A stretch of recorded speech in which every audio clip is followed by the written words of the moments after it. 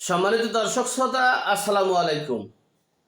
আজকের বিষয় হচ্ছে অতি চালাকের গলায় দড়ি, বেশি বুদ্ধি যার কপাল পোড়া তিনি। আমরা সবসময় ভারতের বিরুদ্ধে আচরণ করেছি, ভারতের শাড়ি পরেছি, ভারতের কুশপুত্র পরেছি, ভারতকে বয়কট করেছি। ভারতের ২৬ লক্ষ লোক নাকি চাকরি করে, এই আসিফ নজরুল বলছে। সেই ভারতের সাথে আমাদের কেন এত যোগাযোগ করতে হবে? কেন এত লবিস্ট নিয়োগ করে? আমি যখন বলেছিলাম, ভিডিও করেছি অনেকের, যে লবিস্টের মাধ্যমে এই নরেন্দ্র মোদির সাথে দেখার ব্যবস্থা করেছে। অনেকেই আমাকে অনেক মন্তব্য করেছে, প্রমাণিত হচ্ছে। যখন এই ডক্টর মোহাম্মদ ইউনূস মোদির সাথে বৈঠক করেছে, দেশের কেন্দ্রীয় সরকারের বা কোনো রাজনৈতিক নেতাদের সাথে আলোচনা না করে হঠাৎ এই সিদ্ধান্ত নেওয়ায় ভারতে চরম উত্তেজনার সৃষ্টি হয়েছে পার্লামেন্টে এবং রাজনীতির ভিতরে। তখন ভারতের সকল ডিপার্টমেন্ট থেকে বলা হয়েছে, এই সময়ে নরেন্দ্র মোদী কাকে জিজ্ঞেস করে কেন তিনি ডক্টর মোহাম্মদ ইউনূসের সাথে দেখা করলেন। সে প্রতিবাদ করেছে এবং তার জবাব চেয়েছেন। এরপরের বিষয় হচ্ছে, এই ডক্টর মোহাম্মদ ইউনূস তিনি ভারতে বসে, এই চীনে বসে মন্তব্য করেছে, 7 সিস্টার এবং চট্টগ্রাম একটা বিজনেস পলিসি, এখানে অনেক কিছু করা সম্ভব, অনেক কিছু হবে, সেই প্রস্তাব দিয়ে আসছে। 7 সিস্টার কি ডক্টর মোহাম্মদ ইউনূসের বাবার, ওর বাবার বাপদাদার সম্পত্তি? কেন আমি এই দেশটাকে ধ্বংসের দিকে, এই দেশটা যুদ্ধের দিকে ধাবিত করব? তোর জন্মসূত্র এখানে না, ভালো না ভালো, তুই চলে যা। এদেশের মানুষের, এদেশের স্বাধীনতা সার্বভৌমত্ব শেষ করবে, দেশটা দেউলিয়া করতে যাচ্ছ। দেশের অবস্থা কোথায় গিয়ে দাঁড়িয়েছে? আজকে আইসে তুই শফিকের বানাইছো। কথা বলতে এখন আমার আমি এখন কি বলবো? এই দেশে এটা একটা স্বাধীন রাষ্ট্র।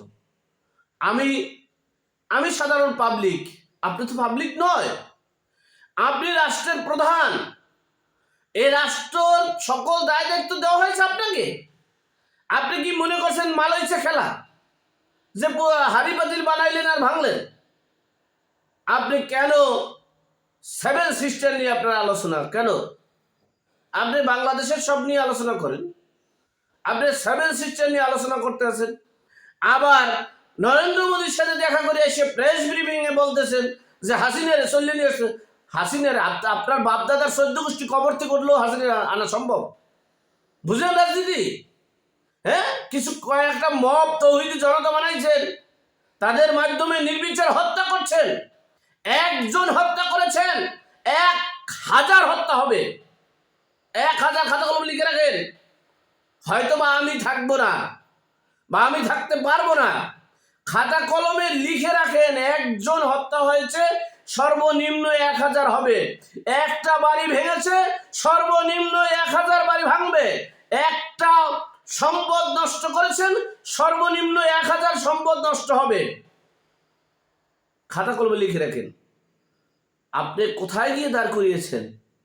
আমি বারবার বলেছি, হাসিনার শাসনামল আমরা চাই না, একনায়কতন্ত্র চাই না। তাই বলে দেশটাকে ধ্বংস করা যাবে না, দেশের স্বাধীনতা সার্বভৌমত্ব ধ্বংস করা যাবে না, দেশের অস্তিত্ব ধ্বংস করা যাবে না, দেশের সার্বভৌমত্ব ধ্বংস করা যাবে না, দেশের কালচার সংবিধান ধ্বংস করা যাবে না।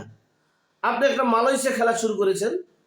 আজকে এই যে নরেন্দ্র মোদীর সঠিক জবাব দিয়েছে, নেপাল, ভুটান সহ তৃতীয় রাষ্ট্রে এই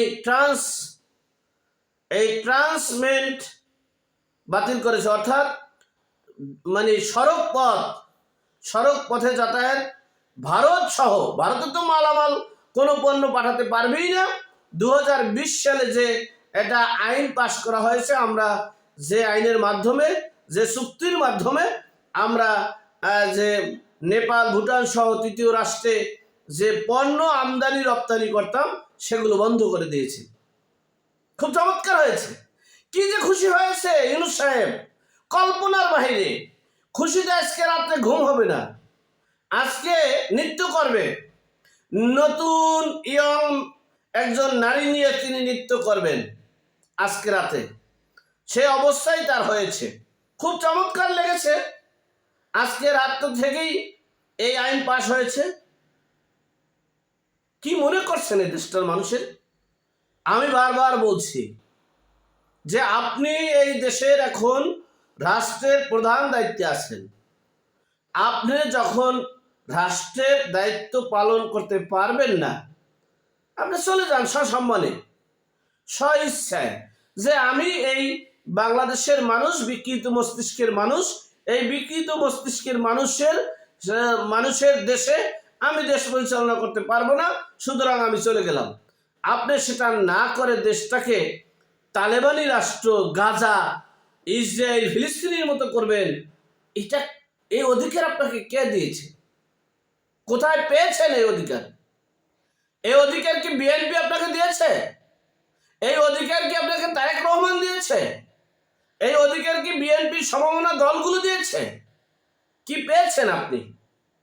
দয়া করে মাফ করবেন, এখনো সময় আছে।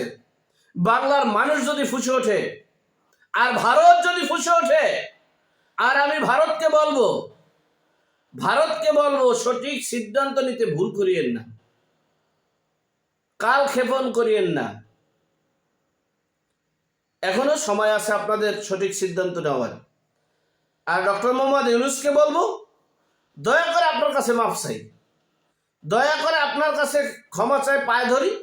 আপনি দয়া করে ওই চেয়ারটা ছেড়ে দিয়ে দেশকে রক্ষা করুন, দেশের মানুষকে রক্ষা করুন, দেশের স্বাধীনতা সার্বভৌমত্ব রক্ষা করুন, আমাদেরকে বাঁচান।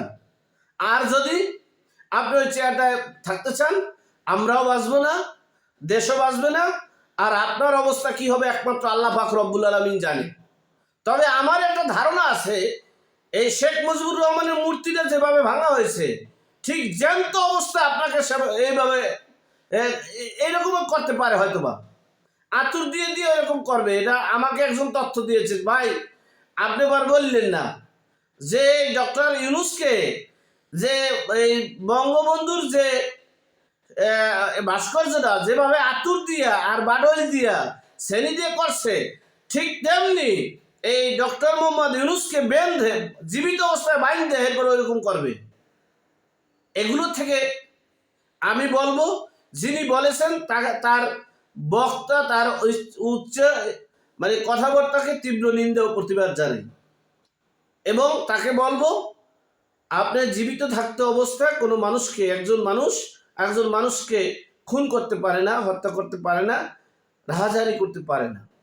সুতরাং এগুলো বন্ধ করে ডক্টর মোহাম্মদ ইউনূস সাহেবকে বলবো, দয়া করে আপনি আপনার চেয়ার ছেড়ে আপনি আপনার কর্মে চলে যান। দেশকে রক্ষা করুন, দেশের মানুষকে রক্ষা করুন, দেশের স্বাধীনতা সার্বভৌমত্ব রক্ষা করুন। সকলে ভালো থাকবেন। সকলের কাছে দোয়ার দরখাস্ত রেখে এখানেই শেষ করলাম। ভালো থাকবেন, সুস্থ থাকবেন। আসসালামু আলাইকুম।